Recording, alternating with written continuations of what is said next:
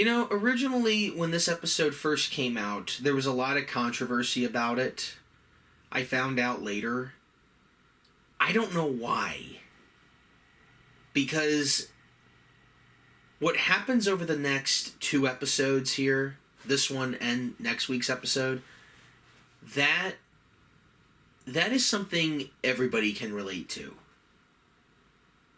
And so I don't know what the controversy was. I really don't. Apparently Dallas Jenkins said that a lot of people were, not everybody, but a large group of people were, I don't want to say offended, but they basically said, oh, Mary Magdalene would never go through this. That would never happen.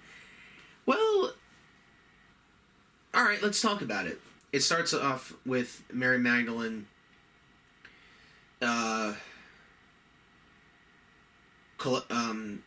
she's reciting Torah to herself, and she comes across something that triggers her old self, her past self, and she doesn't know what to do about it.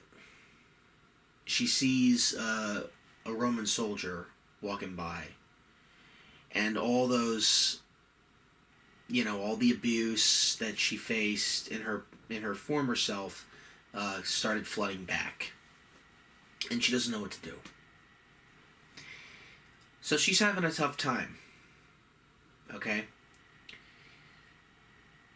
Meanwhile, Simon the Zealot is looking for the man who healed his brother. And he finds him. And, it's funny. I just watched this episode again recently, and I'm forgetting a couple things, but the moments that really stood out to me really did stand out. So the other thing that happens in this is John the Baptist meets up with the group, and there's a really, really good scene between Jesus and John the Baptist where, now Jesus hasn't started ministering yet. He's healing people, he is performing miracles, but he hasn't been doing any big sermons yet. And he's preparing a sermon, and he tells John this. And so obviously I know, okay, this is the Sermon on the Mount he's building up to. And John the Baptist is like, oh, but you should, you've been here 30 years. You're 30 years old. You should be doing this now. Because he's very eager about it. But Jesus is like, no. There will come a time for that. But I will do it when the Father wants me to do it. The Father does want me to do it. I'm ready. I just need to get the words right.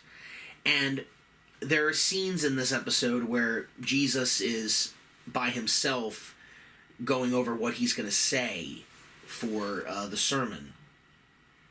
And again, that makes sense because that would explain why Jesus isolates himself for periods of time, and then he comes back to see the disciples. That's what Jesus is doing. He's being alone with the Father, trying to get the words together to, basically to get the message out.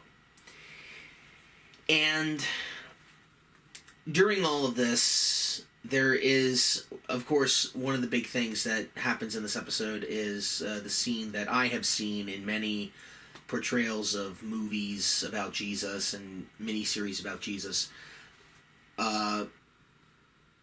Jesus comes across that man that's possessed by a demon. And before Jesus comes in contact with this person that's possessed, the person who is possessed comes into the camp and sees Mary Magdalene.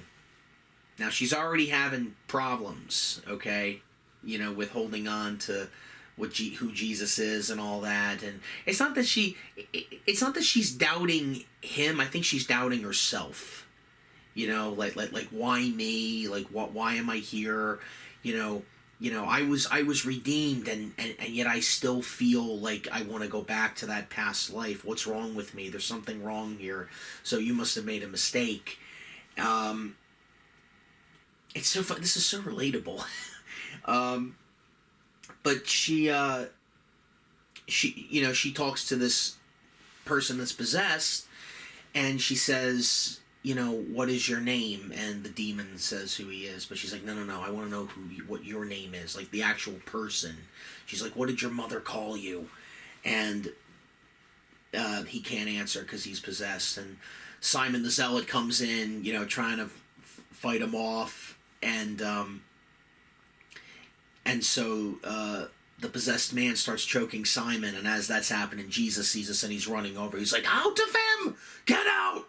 And, the demon leaves the man, and there's this moment, again, it's little moments like this that are just very funny, like not laugh out loud funny, but you watch it and you're like, okay, I like what they did here.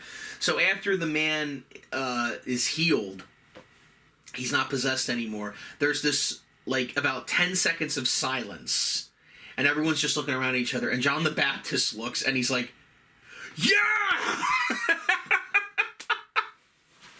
I love moments like that in this show. That was good. So after that, Jesus gets to know the man, and he says, you're okay. I know it's tough. It feels like it's never going to end, right? And he says, but you're all right. And he has the disciples care for him a little bit, but we never see him in the rest of the episode. So, but then he meets Simon the Zealot, and we have two Simons. And I honestly thought, when I first saw this episode, I remember thinking, is this when he's going to start calling Simon Peter? Is this when he's going to start calling him Peter now? Because, there's because this happened in season 1 when it was revealed that there are two Jameses. How are we going to solve this? Big James, little James. Okay, we have two Simons. All right, I'm going to call you Peter from now on. But that doesn't happen. I really thought that was going to happen right at that moment, and it doesn't. And even during season 3, he still hasn't called him Peter yet. So I wonder when he's going to start doing that in the show. I'm very curious. So anyway, but that doesn't happen yet. But we have two Simons. So now we have 11. We have 11 now. So I wonder when number 12 is coming in, and I know who the one that is missing. So, yeah, I'm curious to see when that's going to happen. So anyway, Jesus has this conversation with Simon the Zealot, and they're getting to know one another, and he's asking Jesus, you're the one that healed my brother, right? You're the Messiah. He's like, I am. And, he kneels and he's talking to him, and he says, where's your army? All these things that he had heard of growing up. Where are they? And Jesus is like, here they are. They're right here. They're standing all around you. Here's Matthew. That's Thomas. That's Simon. That's Andrew. And Jesus asks him, because again, he's a zealot. He says, can you show me your weapon? And Simon pulls out his knife, and Jesus is holding it, and he's like, that's very impressive. And he throws it into the river. And Simon's like, and Jesus looks at him, and he goes, you didn't see that one coming, did you? Oh, that was good. Yeah, and then, so that happens, and then, oh yeah, and Atticus is, he's following them, actually, because he wants to know what's going on. He really, I think, wants to go after Simon, because Simon was the one that was going to attempt an assassination on one of the higher-ups, and Atticus wanted to go after Simon for that, but Atticus is thinking, what's going on here? Like, who is this man that Simon is following? Who is this? And he even interrogated Jesse a little bit in this episode, the man that was healed by the pool. He wanted to know, who was this man that healed you? What's going on? Now, he doesn't believe, obviously. I don't think he does, because he answers to Rome. But, yeah, and he actually picks up the knife, Atticus. He finds the knife in the river, he picks it up, knows it's Simon's. And then we cut to Mary Magdalene. She wanders off from the group, and she goes back into her old life. She actually goes into town, she starts she grabs money, she starts gambling again. She's okay being called Lilith again, and she goes back into the life that she was before Jesus redeemed her. And because she doesn't feel that she's strong enough, she doesn't feel that she can do it. And so after that, Simon, Andrew's brother Simon, he's looking around and he can't find her. And so him and Matthew go up to Jesus and they say, "We can't find Mary. We can't find her. We think she might have went into town." And Jesus, because he knows, Jesus is like, Go find Mary. That's what's important." And so Simon and Matthew team up. It was Jesus' idea. Simon didn't want to be teamed up with Matthew. He's still having problems with Matthew because he was a tax collector.